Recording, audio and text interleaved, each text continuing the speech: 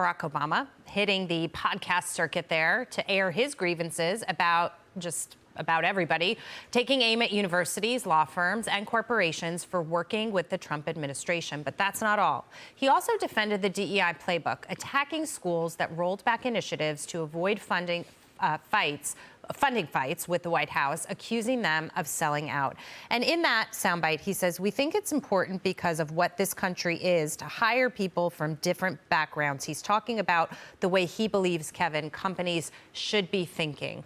The Supreme Court, with respect to affirmative action in schools, rolled that back. The time has passed for that. And yes, what he's saying is true, that this nation is built on diverse backgrounds, but it's also built on capitalism. It's also built on survival of the fittest. It's built on you eat what you kill. And for companies to say, we're going to have quotas, Charlie Kirk was criticized for speaking out against DEI as well, and people call him racist for it.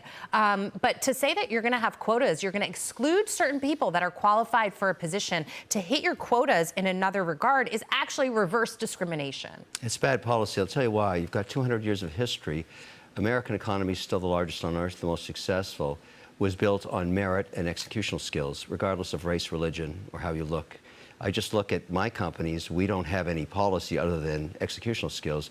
We have every gender, we have every race from every country. I don't care, and I've said this multiple times, you can come from the planet Zutron and land here, and if you can do the job, I'll hire you. I don't, and so I'm very diverse, and I don't have any policy from above telling me who to hire. I hire people who can get the job done.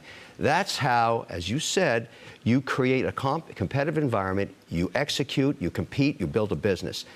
You don't need government telling you who to hire. You never did need government. I hate these ideas. DEI, it's against merit-based initiatives. If you're good, you'll get hired and you'll move up. That's how America works, and that's how it should work. We don't want to mess with that. Do you think, Dagan, these companies are pandering to Donald Trump, or do you think that they've experienced this, they went with the flow the other way, they realized it might not be working for them, and they actually say, oh, it's refreshing to have somebody in the White House who isn't pushing us in this direction? This was credit to President Trump for just making it policy. However, there was already a movement within corporations in America where these jobs, these DEI leaders within these corporations were a complete and utter waste of money. These were six-figure positions, and they did nothing.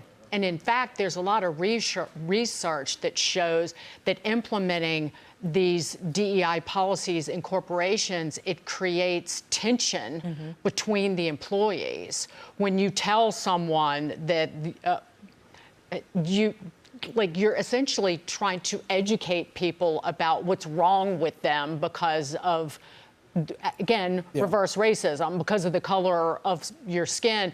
And to your point, that's exactly what that Supreme Court decision from regarding Harvard was about.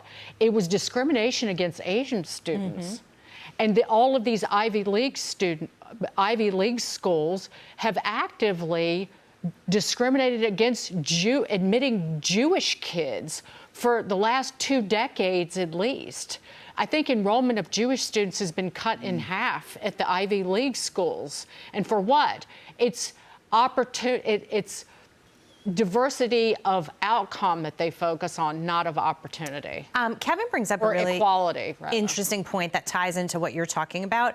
This idea, Brian, that at his company, he's got a complete range of diversity, even though he's hiring the best person for the job every time.